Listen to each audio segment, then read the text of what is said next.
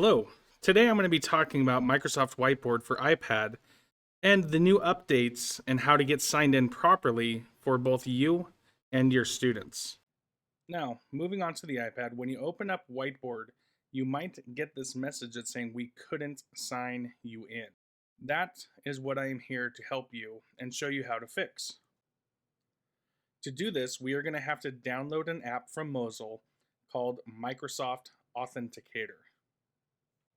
After you have located the app, be sure to install it, and then I will show you the next steps on how to get signed in. Once it's finished installing, go ahead and open up the Authenticator app. Open the app and go ahead and skip through everything.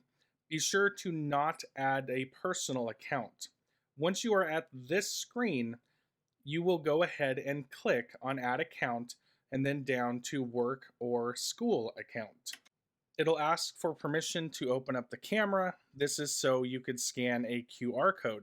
However, unless you have a second screen or signed in, which you probably don't for the students, we're going to want to click on the or enter code manually.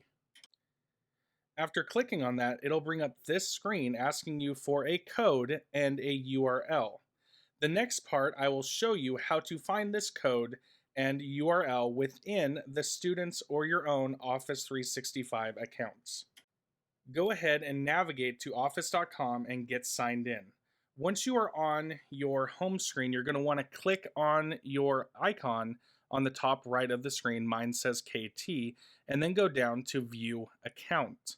After it is loaded, go ahead and click on the left on Security Info. After you get in to your security info, you want to click at the top where it says Add Method. When this comes up, you're going to want to make sure it says Authenticator App and then click Add. Go ahead and follow the steps after you click Add. We already have the app, so don't worry about that, and then keep clicking Next until you see the QR code. For my own security reasons, I have blocked out the QR code associated with my account, but you will see yours or your students on the screen.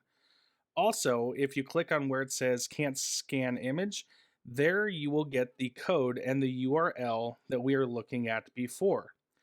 From here, you can go ahead and copy and paste both the code and URL back into the Authenticator app to get signed in.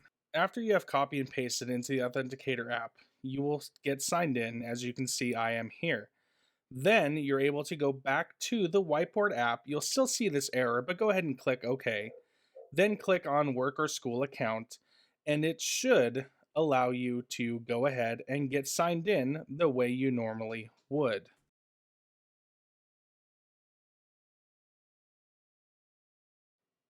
As you can see, after it gets signed in, you and your students will be good to go and be able to use the Whiteboard app once again.